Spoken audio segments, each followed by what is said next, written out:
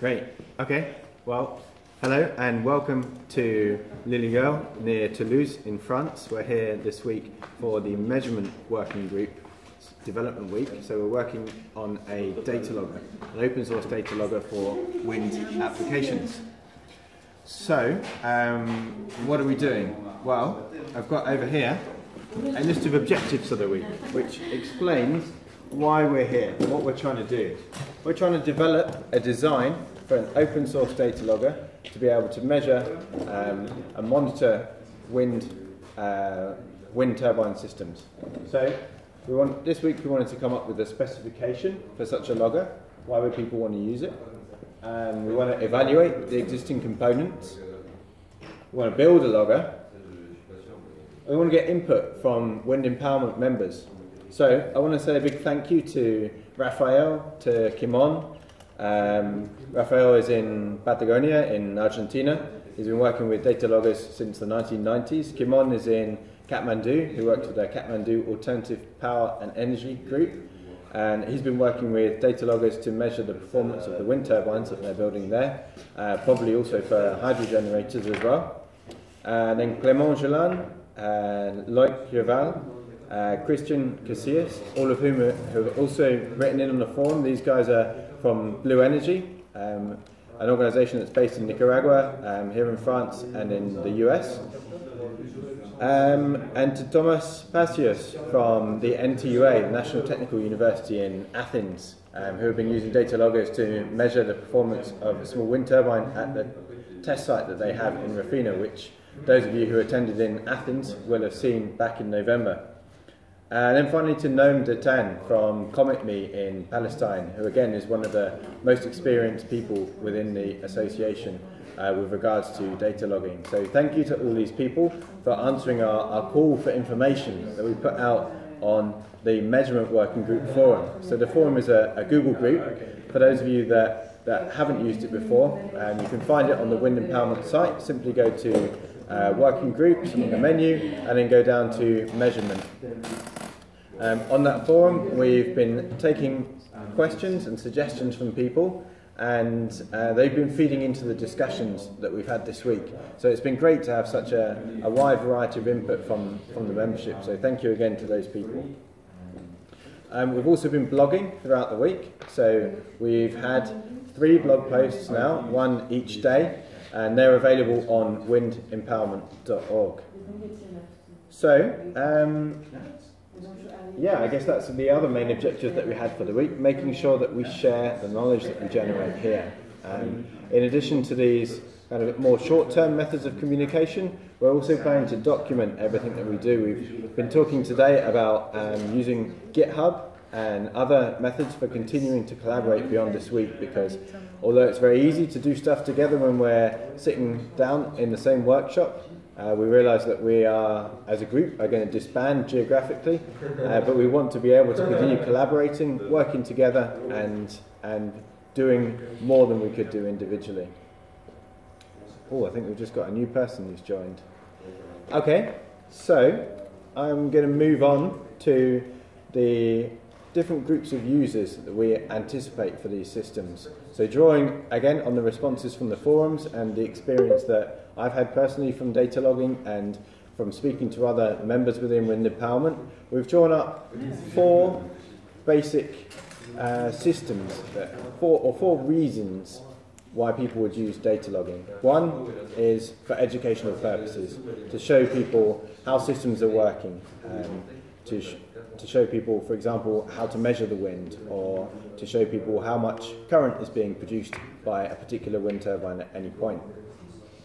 The next one would be power performance monitoring. So this is measuring wind speed, possibly direction as well, and then current and voltage to get an accurate picture of how much power your wind turbine is producing at any point in time, and ultimately probably to produce a power curve.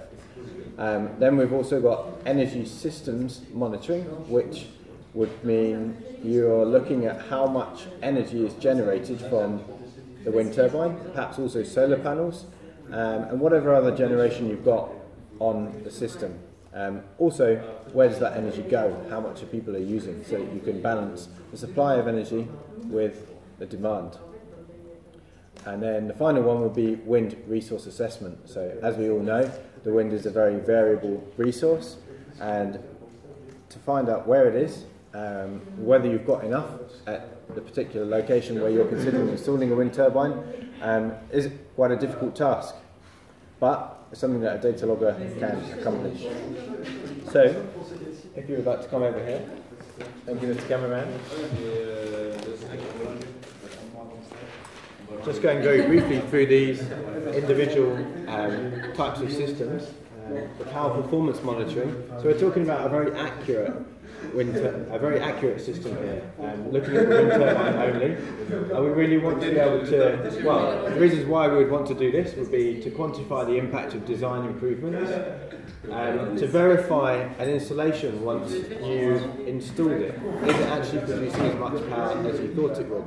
So Jay is going to talk a bit more about this idea in the future, but I think it is really important that any time that we install a system, we go back to it and make sure that it is actually doing what we thought it was going to do. Because with wind power, both with the resource and with the turbines themselves, it's very easy for things not to live up to expectations. But with a Datalogger, we can measure whether it is, and if not, then make adjustments.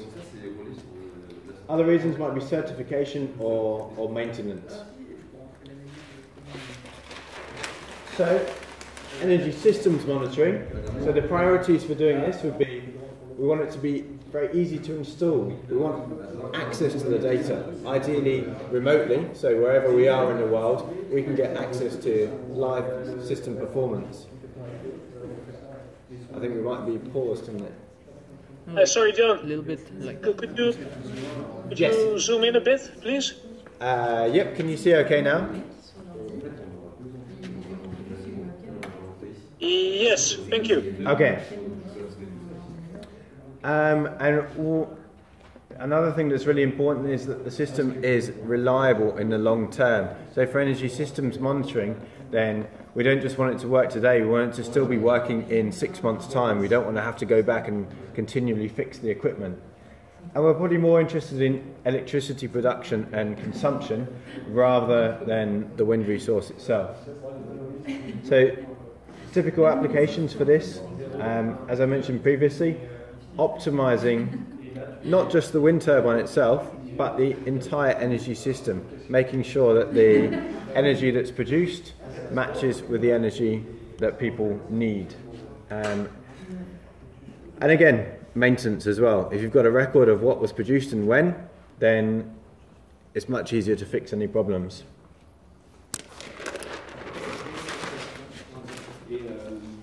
Resource assessment, the priorities are probably low cost. If it costs a lot of money, people simply aren't going to do it. It's got to be easy to install, and it's got to be reliable. There's nothing worse than going back to a site after 6 months and finding out that you forgot to press, or finding out that what you thought would be 6 months of data on the SD card is actually nothing at all. So a lot of time wasted, and when time is money, especially when you're visiting remote sites, it would be much better to have a much more reliable system and pay a bit more initially. So there's a balance between these two, obviously, cost and reliability. So the typical applications, well, of course, there's many different reasons why you would do a wind resource assessment. Maybe you're doing a national wind mapping campaign, but that's not really what we were thinking would be most relevant for wind empowerment members. The question that we thought we would be answering for wind empowerment members would be, is there enough wind at a particular site to even consider installing a small wind turbine? We don't need to know, is there 5.71 metres per second annual average there, or 5.72 metres per second? We need to know, is there, say, is there 5 or above? And then, going back to the educational applications, priorities would be, it's cheap and it's easy to use, and a typical setup would be pretty much any of those other 3 examples, but again, a simpler and easy to use version. Okay, so next I'm going to pass over to Matt Little, who is going to explain some of the basic systems that we're talking about. Oh, hello! Follow me.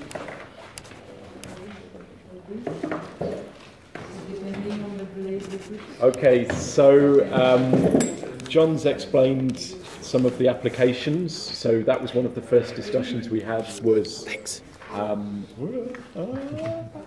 about the different applications we might have for these for a data logger of some kind. So then we went into a bit more detail on the design of these different systems. So we looked at what would actually be installed and a typical system that would be installed, and we looked at two different examples, one of which was grid connected wind turbine, which is actually what we have here in Lillegal, and also looking at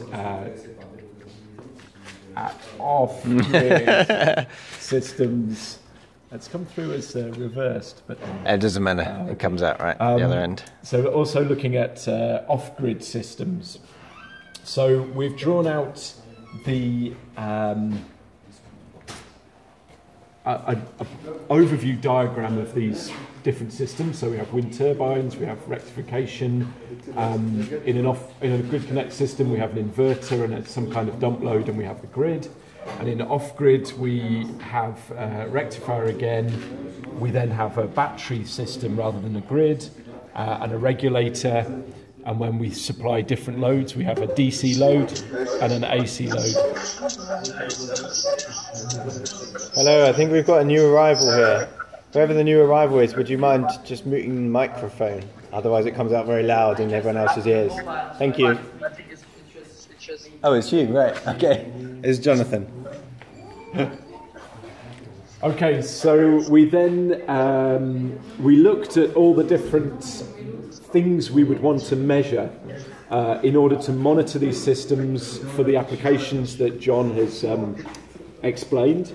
And we came to looking at a few main things. We wanted to see wind speed.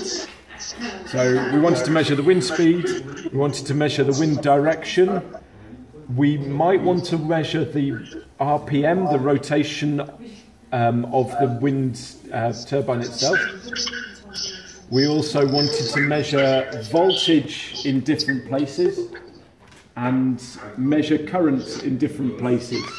So we had quite a long discussion about how to measure these things, and we decided to write up every single method we knew to measure things like voltage, both AC and DC.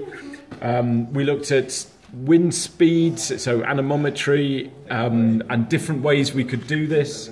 And we looked at the manufacturers that we knew of and their approximate prices. We also looked at wind direction. We looked at current, how to measure current, both DC and AC, temperature, time and date, so how to stamp the data with a timestamp. And we also looked at rotational RPM sensors here. So we discussed that a bit, and hopefully all that information will be distributed through the Wind Empowerment website. It's a bit detailed to go into here. So that was looking at the sensors and how we can monitor different parts of the system.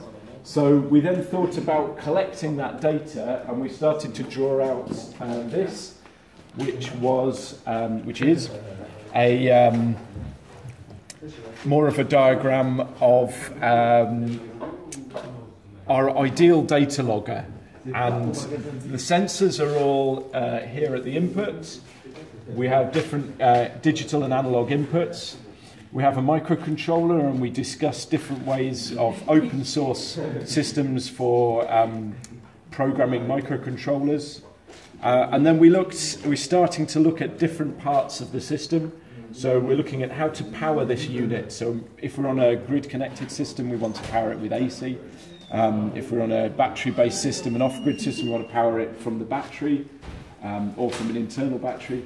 We looked at ways of doing data storage, how can we record that data locally, and we're also, we've been looking at how to look at that data, send that data to a way of remote monitoring, so somehow getting it to either a computer on the web or a mobile phone, a smartphone, maybe looking at data from the internet, or text messages directly from the unit itself to give us information about operation and maintenance. So we're looking at a number of different ways of sending data from our Datalogger to either a local computer or directly to the internet. And so we're going to discuss this more hopefully tonight. So also one thing that's interesting is we want to write a set of specifications, so it doesn't really matter what exact Wi-Fi module we use. Someone could use one type that they can get available locally. I could use a different type. That doesn't really matter. What we want is that the data that we're recording is specified, and that all the things we build can kind of talk to each other. We can use modules that someone designs, and we know that they will talk to each other. So say someone has designed a Raspberry Pi based monitor which sends data to the internet and we can visualize it. If someone else designs a microcontroller that can send data, and the two things will be able to talk to each other without too much complication. So I think that's what I've covered. So hopefully that's been interesting. But we'll get all the detail of this will be written up, and we can start to divide this into lots of tasks, and people can work on all those different tasks. Great, thanks Matt. Cool, okay, so I'll get back to it. Okay, so let's head over here, and maybe Jonathan and Yassine, could you take us through the DIY anemometer calibrator? Maybe I can let John adjust that too. Okay. Let's start explaining this. It looks a bit interesting what we've done here. But that is a device for calibrating anemometer. As you can see here, this one, it's just a random anemometer, and we want to calibrate it that it really shows the certain wind speed, and we are able to measure a wind speed with that. So we had to create a sort of test bench that we can use for that. So we used a motor in here, and you can look over here.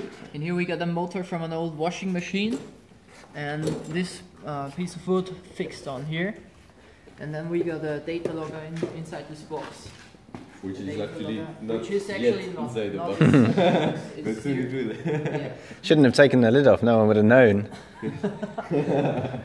Alright, so then we have another thing here, which is a coil, and we got magnets underneath. So this is to measure the RPM of the whole thing when it starts turning. So then we can make a short demonstration of this. Oh. Now you see what a machine is.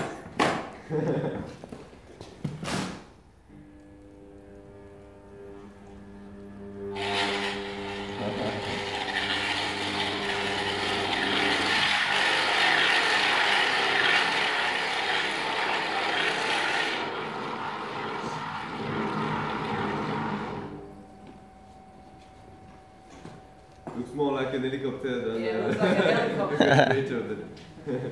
Works. Great.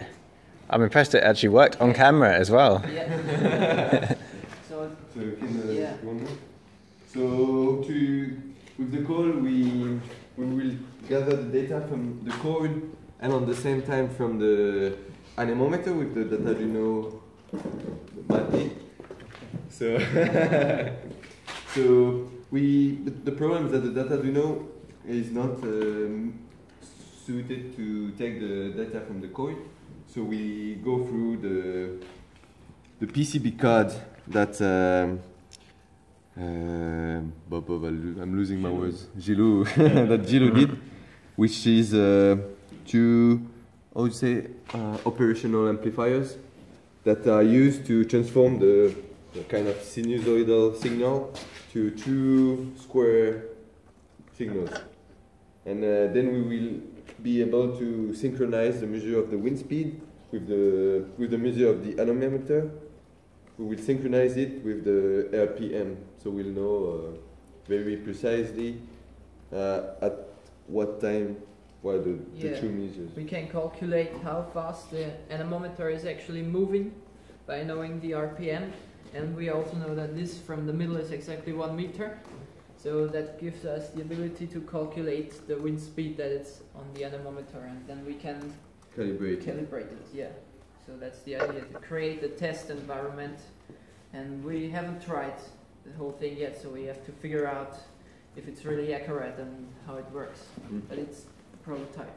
Yes, we're still building. We need to keep on working on the PCB card because it's not working yet, but soon it will. Great, thanks guys. Hi Jonathan, can I ask a question? Hi. Yeah, of course. Hi, it's Piet here from Holland. Great to see the do-it-yourself calibration technique. Would it be a nice idea to validate this technique?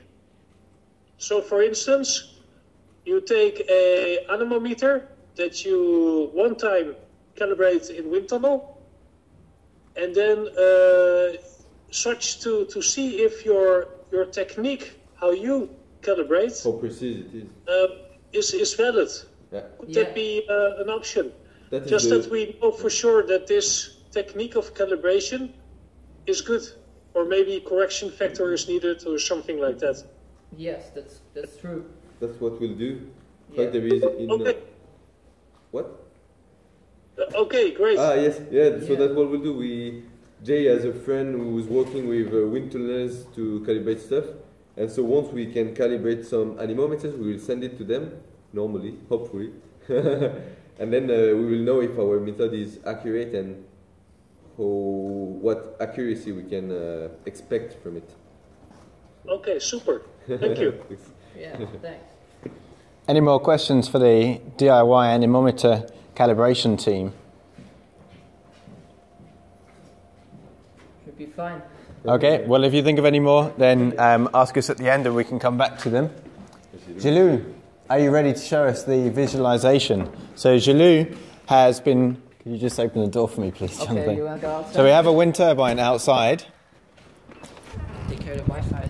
Yeah, maybe the Wi-Fi might drop out, so I'm not going to walk too far. Can you guys see the wind turbine over here? Hello?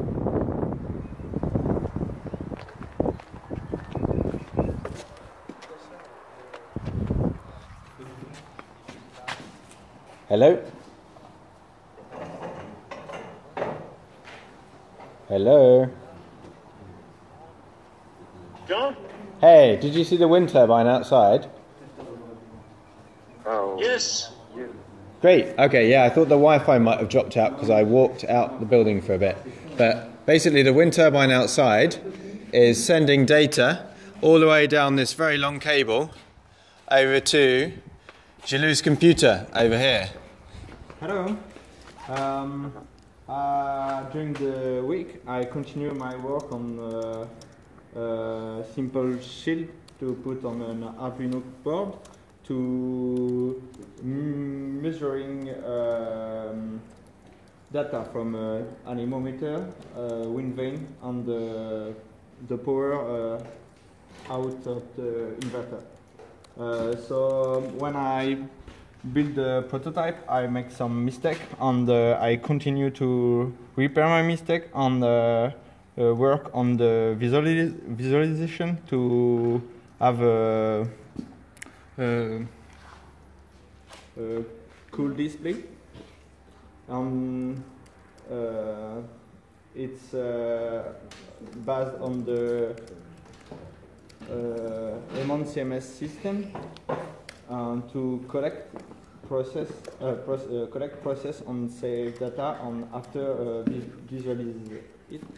So for anyone that doesn't know, the EMON CMS is the Open Energy Monitor content management system. So again, going back to Pete's point from before, we're making sure that what we're developing here works with what already exists. So the Open Energy Monitor has been going for quite a few years now, and we want to make sure that what we're developing doesn't reinvent the wheel, but in fact it builds upon the great visualizations that they've already got and adds things that they don't. For example, the windrows and the wind speed monitoring. So this is what Gilou has been perfecting here this week. Where is the Arduino board that it goes into?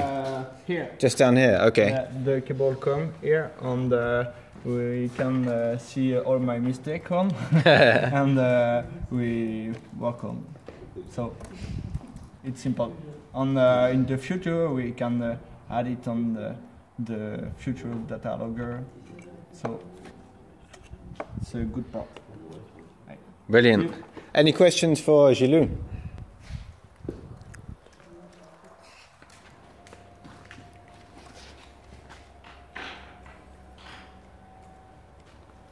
Okay, we'll move on to the next one.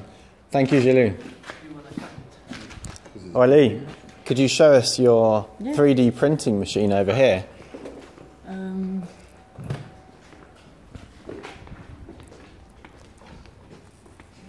Is everyone still there? Yeah, so we are printing blades for maybe I can do it in French. No. Yeah, if you want to do it in French. Pedagogical kit for kids at school. So the objective is to make blades like this, and so we can change the form of the blade, and we can change also the orientation. And so children can see the difference between the different forms and what is better for the blades. So to make one blade, we are waiting 2 hours, and this is the first one. Brilliant. So a prime example of this kind of educational use of data logging equipment. Any questions for Aurélie?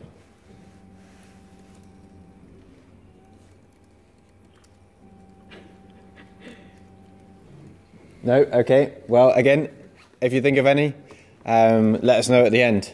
Thank you. You're welcome. Could you check that it's still recording okay? Or that's coming through okay? Thanks.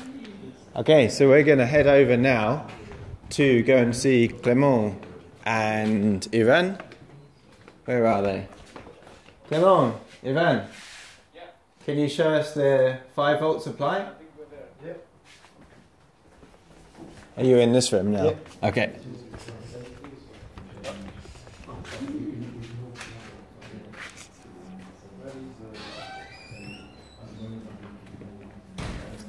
Hello. Say hello. Hello. So we have Ivan here and Clément.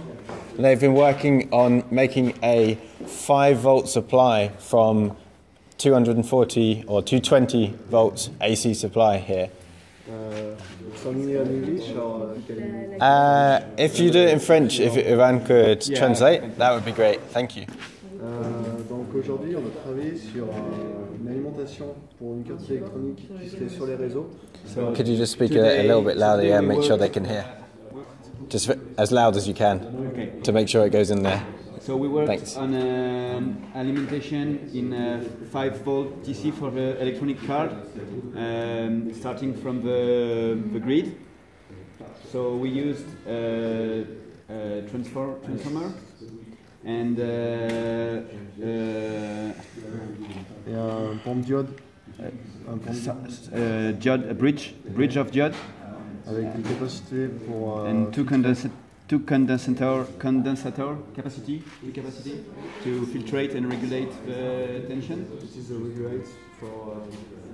And another regulator to make it clean at 5 volt for the electronic. Yeah, so we realized this today. Yesterday we were working on the radio transmitter XP and trying the range to make sure that it is a suitable solution. And in fact it's not really suitable, like it's okay until 20 meters, but depends of the obstacle in between. And the day before, we were working on a wattmet. Donc en fait, il y a deux parties. There is two parts. Une partie pour calculer la tension. One part to compute the tension. Derrière l'onduleur.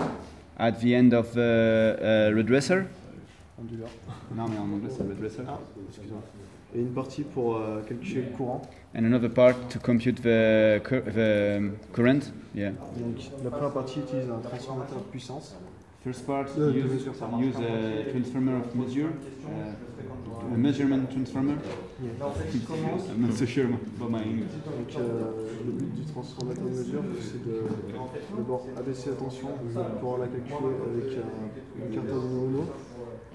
So the aim of this transformer is to make the tension lower, to be able to measure it with the Arduino, because it cannot handle too high tension. Et après, avec ce système, on pouvait aussi calculer le facteur de puissance qui est un facteur important à prendre en compte pour avoir la puissance réelle fournie par l'éolienne. And after that, we use this part to calculate the power factor, which is important for la précision. For the precision, for the accuracy. Et donc là, c'était un truc qui nous a vraiment qui marche, qu'on est arrivé à faire fonctionner. So this thing is working well. This thing is not really working yet because this doesn't work. So we need to buy another one. The coil is break. Two. This thing is broken. Yeah. Disappointing. So, disappointing. Yeah. And this is okay, depending of what we want to do and of the space we are in. So that's a week. Great, thank you. Does anyone have any questions for Ivan and Clément? Did you look at, is it the same work that Open Energy Monitor did in their project? It looks quite similar. Sorry, I didn't get it. Can you repeat? Did we look? Yes. Is it similar to the work that did Open Energy Monitor? Pour l'étude du wattmètre. To measure like tension and current, power factor. J'ai utilisé des schémas retrouvés sur Open Energy Monitor. Okay, so he used the schematics from Open Energy Monitor. Yeah. And j'ai aussi utilisé les librairies qui nous fournissaient pour la programmation.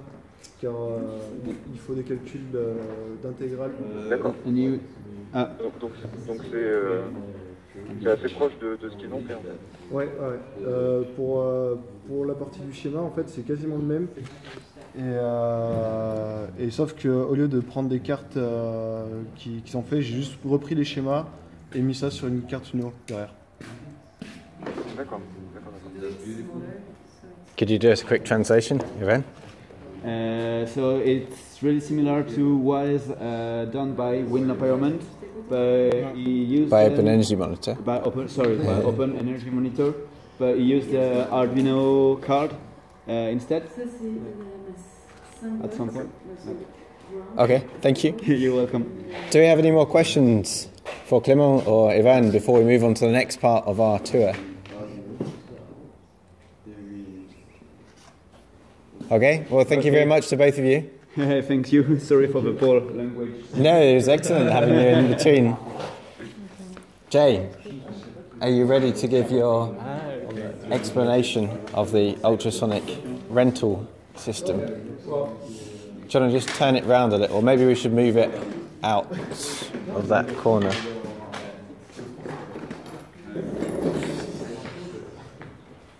So Jay is going to explain a very interesting idea that he's had this week of a way that you could use a higher quality system but actually still make it profitable from a business point of view. Well, we see most of our installations in France, what we want is to do energy monitoring on existing wind turbines. The problem is for an installer, if you put a low quality anemometer up, if the anemometer breaks, you need to go back to the site, and all of that money you saved by buying a €5 anemometer has gone out the window.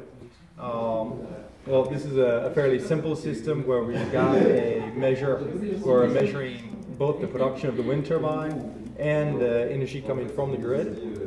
So that way we can take a look at how much the energy the person's using, help them try to figure out how to lower their energy needs. Also look at how much energy the wind turbine is giving.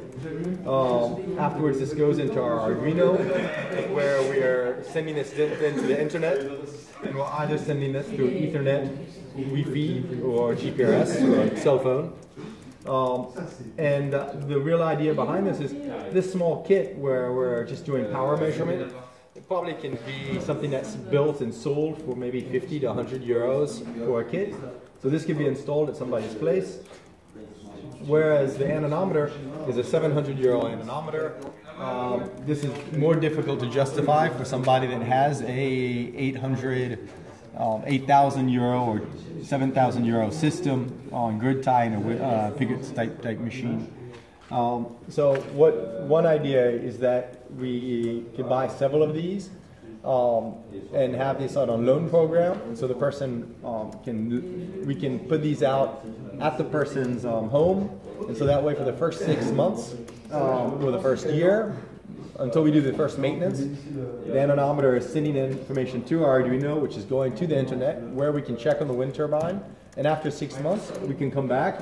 We can perhaps fine-tune the inverter. We can perhaps change the weight of the tail to have up the performance a little bit, or maybe even lower down.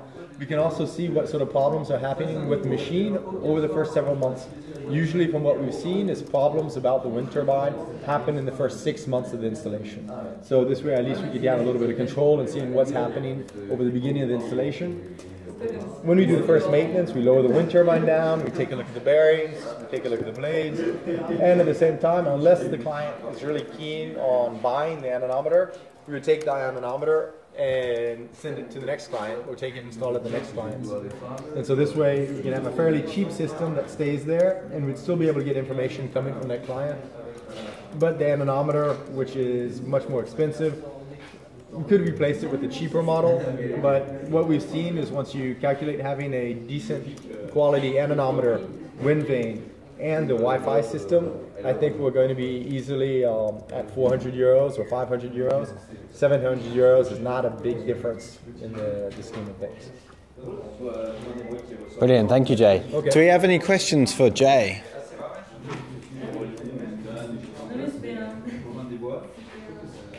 No, everybody's going to sleep. Is anyone still there? Anybody? Yeah, that's good. I really like this idea because I'd always thought of ultrasonic anemometers as something beyond the scope of wind empowerment members, something that was very nice but so expensive that there's no way that we would possibly find an application for it. So I think in this model where you take into account the amount of time and money it costs for you to travel back to a site to fix something that cost you very little money in the first place, I really think it's it's quite an attractive option. Yeah, there are several companies now coming out with low-cost ultrasonic anemometers. There's LCJ, which is a French company in Nantes. There's another company in the United States that are making ultrasonic anemometers in the 700 euro range. So it starts to become something that's accessible, especially compared to the problems we've seen with cup anemometers, especially if also we're planning on installing something that we want to leave there for the next 20 years. And the other thing is that it includes both wind speed and direction. So when you add in a vane, you're probably adding on 100 euros to whatever you paid for the anemometer anyway. And at the same time as well, this one's a self-encapsulated unit. This is the unit that I was looking at from LCJ, which is a French company. And that has a small solar panel on the top. It has a wireless radio transmitter. Afterwards, we have to take a look and see how far that transmitter can go. But it can mean something that we don't have to add in another cable. We don't have to data transmission line. You can put it easily on existing systems. And I think, again, it's also... No, go on, Pete. Go, Pete. Yeah, thanks, Jay. It looks very, very interesting. I got one question regarding battery-based rural countries, stuff like that. What is the typical power consumption of such a ultrasonic system? Well, do you know? The ultrasonic is self-contained, and so there's a small solar panel, a very small solar panel on the top of the anemometer, which supplies enough energy to run the signal transmission. So it's self-contained. There's no power going to the anemometer. Afterwards, for our Arduino and receptor system, our goal here is to have a system that's a very low energy use. Afterwards, what we've been looking at is somewhere it will vary between, we're talking about 5 volts or 3.3 volts, and it's going to vary in milliamperes, so between 20 milliamperes, and when it's sending information, 250 milliamperes. So I mean, we're talking about like tiny amounts of energy. A system that will consume less than 1 watt per little battery for to measure wind during night, I guess. Well, but there's this anemometer uses a capacitor storage, and so it's storing the information. It's storing the power from the small solar panel in the capacitor, and that's what's supplying the energy all night long. It needs very little energy. Super, thanks. So, and I think for alternate sites, it's actually interesting. Maybe if we're getting information to the internet, what we want to do is to really lower the maximum possible our energy use. Is instead of sending information to the internet, what we'll do is we'll send a request. And so we send a message coming from our computer. We take a look at the website, and automatically the computer sends a signal and asks the Arduino to send it the information. So that way you only have the information sent when we ask for it. Smart, yeah. Can you guys see the diagram on the flip chart okay? No, actually it's a bit... How about now? Well, I'll try to explain it even if the text is difficult to read. We have our wind turbine, we have our regulator, we have our inverter, we have a current transducer. So this is what we're using to measure our power production. We go into a distribution tableau, distribution board. We have another current transducer where we're measuring the energy coming in from the grid. And then we have our counter and our electrical grid. So these two current transducers will give us the information about the energy being produced by the wind turbine, but also the energy being consumed by the house. We have a line coming into the Arduino to power the Arduino, which is a 230 volts AC line, which is then being transformed into 3.3 or 5 volts in DC current. We have another module which is going to send in then the energy to the internet, either through an Ethernet cable, through Wi-Fi, or through GPRS using the cell phone network. The thing that's for this system is also can be interesting is to look at how the problem in France and in England is the same thing. We're not paid for extra energy production, so or paid very little or not at all for surplus energy production. So using this current transducer to measure how much energy is going back to the grid, and then matching that with a hot water heater. So we can imagine having a hot water heater, which is only turning on depending on the energy coming from the wind turbine. So the wind turbine's making 1 kilowatt, we're consuming 500 watts in the house, and 500 watts is then going to our hot water heater. And so this could be handled by the same Arduino. Does that make sense? Aaron, I think you were about to ask a question before.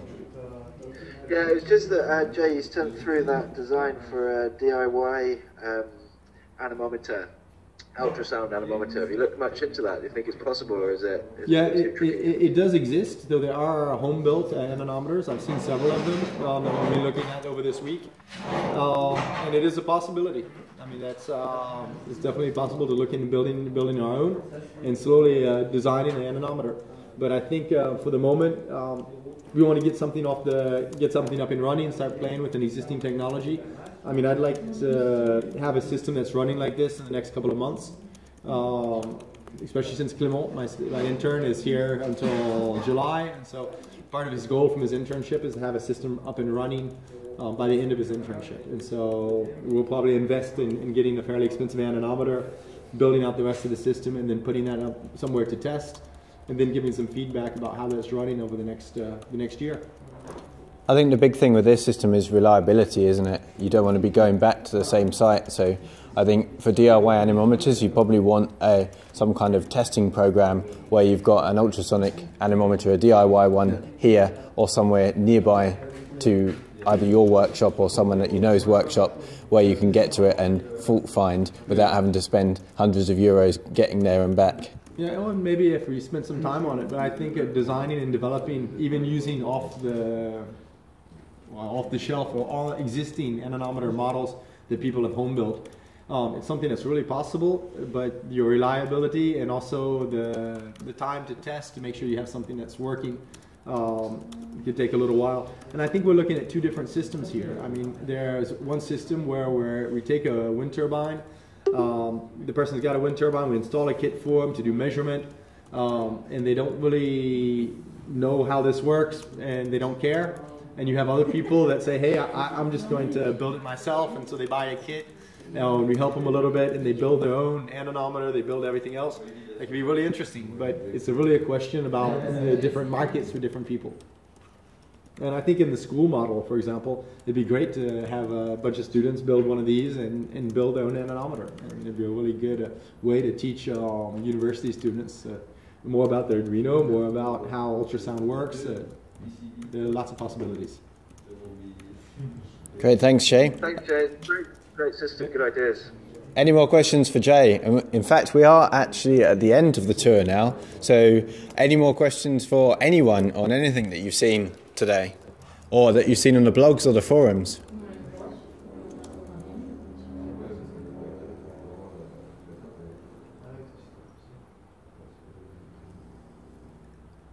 Nope, sounds good. Okay. Well, if nobody's got any questions, then... did you show them the 3D machine? Yeah, we've already been able to see the... Can manage and keep control of. I'm afraid I don't have the answer. It will really need administration and coordination to keep the momentum going and to keep us working together. I think things like this have been really good to get us to talk about all the ideas, and I think it doesn't, as long as we work to a similar kind of general idea concept, it doesn't matter if we work on different ways of doing this. We can, if we every 6 months or every year we come back and we discuss again, then we can keep the momentum going. But yeah, it definitely needs thinking about. Maybe you want to just take us through there. Okay. I don't know if this is going to work. I have been working on, I don't know if you can see that very well, but I've been working on an online system diagram.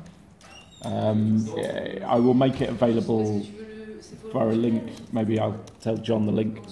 And this is the diagram that we've been working on through the week of what we would like our Datalogger to do. And then I've made an online version which is connected. So if you click on one of these blocks within the system, it will take you to a website with all the information about it. It's quite a lot of work, and we also have to think about where that information comes from, but it's a starting point. So yeah, I will try and make. Well, I'll chat with John, and we'll put a link to that on the post for today, and then people can have a look and see how it works. But yeah, that's one way. Yeah, I think on the Wind Empowerment website, then it's going to be more like the tip of the iceberg. There's going to be final outputs and questions from people that are potentially wanting to use this design coming in and out through the website.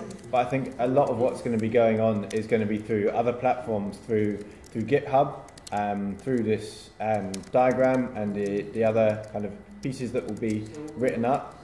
And when they are written up, they will be posted on the Wind Empowerment site, so people can access them, people know they're there.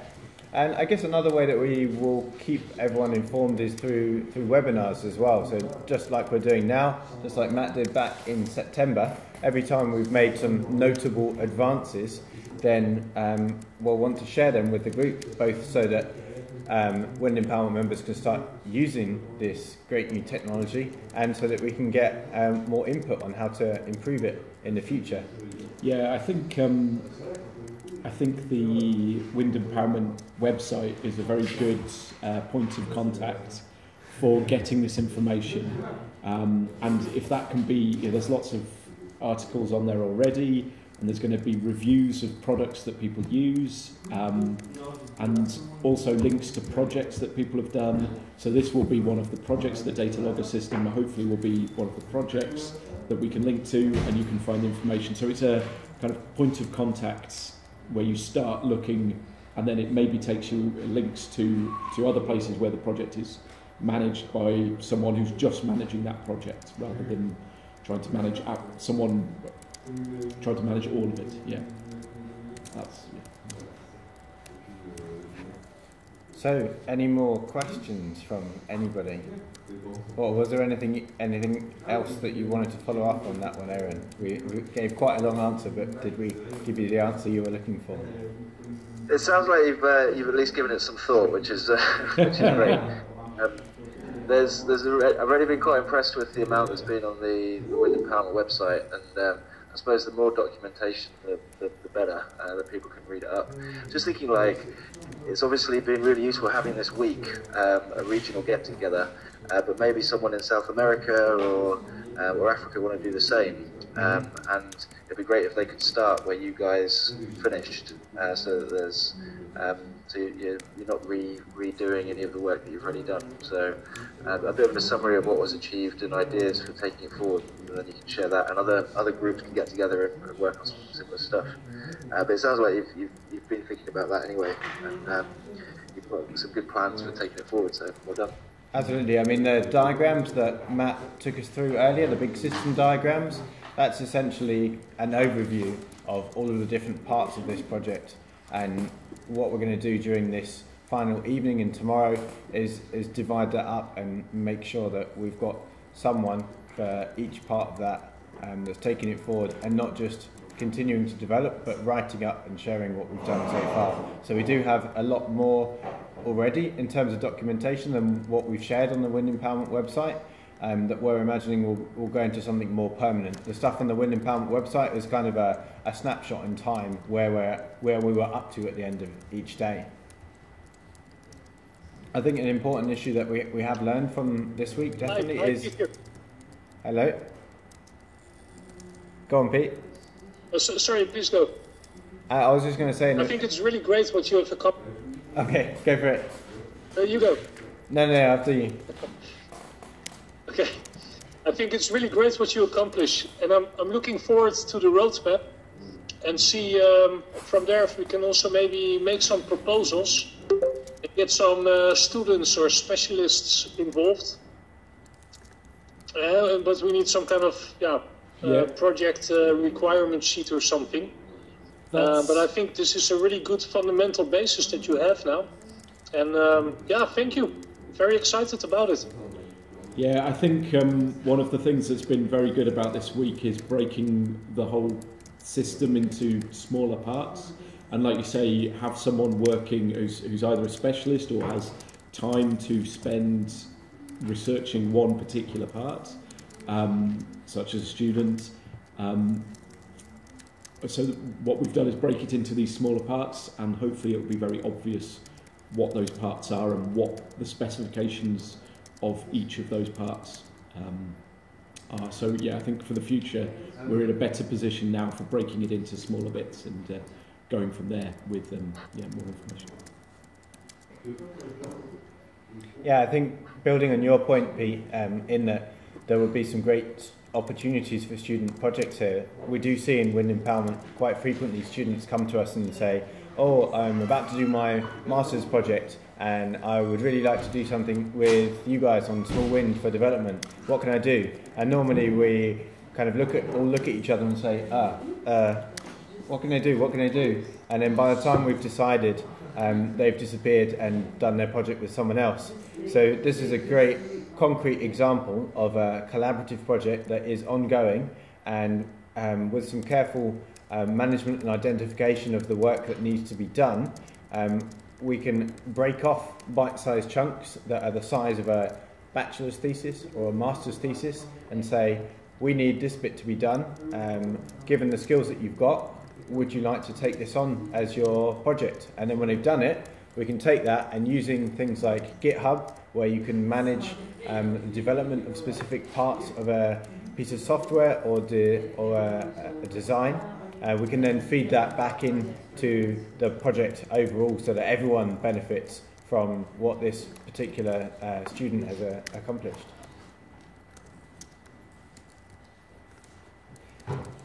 Do we have any more questions from anyone else? Anyone who's not spoken yet?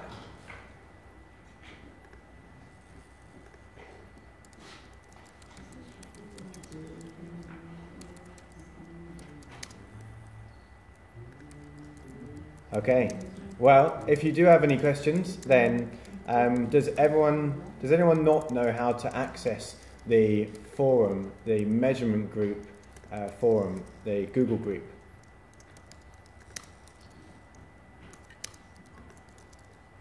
That's either a good thing or a bad thing. Either everyone's disconnected or... Yeah. So, any questions you think of from now until the end of the week, and indeed from even beyond that, then please, if you could post them on the measurement group forum. Everyone that signed up to that forum will see the question, and whoever is fastest at replying to it will get back to you. Win a prize? They'll win a prize. Matt has just volunteered to buy a beer for anyone who asks a question on the measurement group forum. So, what? Better get typing. Okay, well, thanks for coming along and for sharing your opinion with us. We've just got a low battery alert on Jonathan's computer here, which is perfect timing. So, thank you and goodbye. Goodbye. Thank you. Bye-bye. Bye. Bye. Bye. Goodbye from Austria. Bye. Goodbye from France. Au revoir. Au revoir. Which one do we press that one? Yeah. It was really good on time. All right.